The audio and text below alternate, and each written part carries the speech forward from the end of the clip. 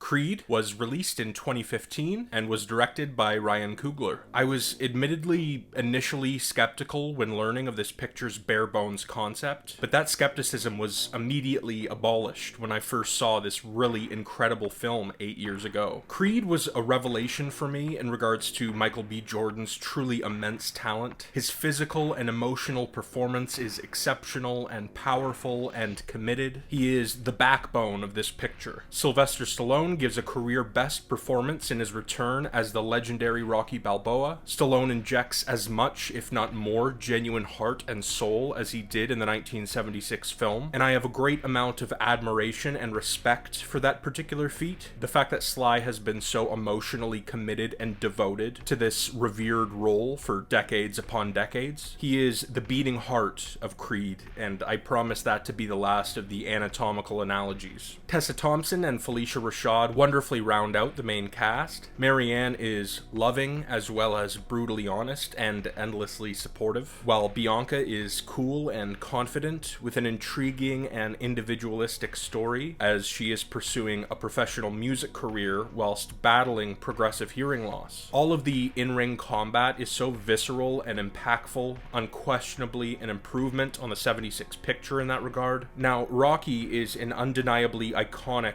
and awesome sports drama led by a terrific and lovable star, and this picture's greatness is the reason for Creed's eventual existence. All of that being said, I am simply speaking the truth, or at least my truth, when I state that the immersive and impressively shot action of Creed, at which you groan and wince in regards to those big injurious punches, is simply more enthralling than the more standardly shot combat of Rocky, in which you can see a number of quote-unquote effective punches not physically connecting. Though understandably the difference in quality in that regard could very well be, at least in part, due to the nearly 4-decade-long gap between films, Rocky's sub-$1 million budget, as well as what I'm sure was a condensed shooting schedule. That concludes my comparison between Rocky and Creed. There's really no need for it. I think I just threw it in there as a result of the multitude of iconic original versus more so recent sequel/spin-off centric conversations I've had with some of my seniors, in which they firmly and sternly state that it is 100% impossible for a sequel/spin-off to improve upon or be superior in any way when compared to the original picture with a lengthy legacy. Another component that accentuates the realism of the hand-to-hand combat in Creed is the excellent sound design and mix, and an example of the killer cinematography is the engrossing boxing match in the middle of the movie, which is entirely comprised of one single shot. The soundtrack is perfectly representative of Adonis himself. It's strong and cool with a great amount of substance bubbling beneath the surface, some highlights being Lord Knows Fighting Stronger,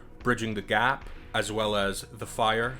The themes of this excellent picture are as follows: identity, living in another shadow, and either running from it or embracing it, as well as confronting your past. Overall, Creed is powerful, awesome, and exceedingly entertaining. It has a tremendous amount of heart, it is technically top-notch in every way, and it honors and expands the Rocky legacy whilst being its own entity with an individualistic style. Now, I must tip my cap to Creed 2 for doing a pretty solid job of integrating Ivan Drago, the character in his story being very 80s and over the top and a bit silly, into the more grounded world of Creed, though I must admit that very concept has always left a bit of an odd taste in my mouth. Michael B. Jordan's performance continues to be exceptionally strong, though the emotional and empathetic character beats are fewer and not quite as hard-hitting as the first film. The music continues to be solid, as do the arena entrances that they accompany. Donnie walking toward the ring to the tune Icon amidst a wicked lighting setup is truly badass and cinematic. The training sequences are typically impeccably done, and the in-ring action continues to be well executed, as you can feel the power behind Victor Drago's punches, but it is not quite as memorable and impactful as film 1. I also appreciate the plotline of Bianca's progressive hearing loss being carried over from the first film, as it affects she and Donnie's newborn daughter. It's very genuinely and authentically handled and explored. Creed 2's themes: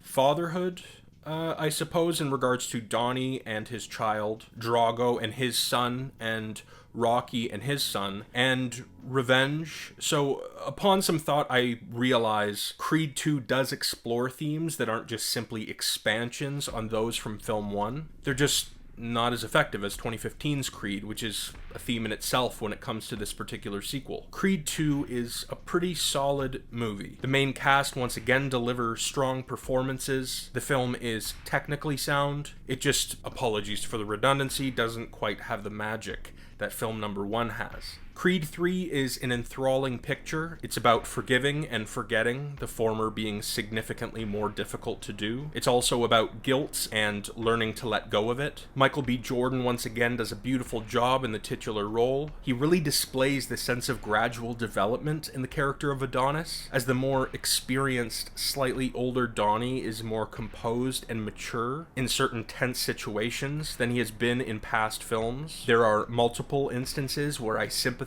with and empathize with Donnie and root for him, as I did in Creed 1. Both he and loyal co-star Felicia Rashad shine in admirably vulnerable fashion in Marianne's simply heartbreaking death scene. Series newcomer Jonathan Majors does an excellent job. He's got a strong physical presence and is perpetually in the moment, committed. His eyes constantly conceal a deeply troubled past. His chemistry with MBJ is utterly engrossing, and their ultimate rivalry is so exceedingly personal. The history between this pair just emanates off of the big screen. Michael B. Jordan does an impeccable and incredibly impressive job in his directorial debut. He directs the action beautifully, whilst really letting a multitude of scenes breathe authentically. He really brings the most out of his wonderful collection of actors. The cinematography is consistently fantastic, though I do undoubtedly have a favorite shot. The shot occurs prior to Damien's big fight versus Chavez, after Donnie has had a discussion with Dame in his locker room. There is this brief,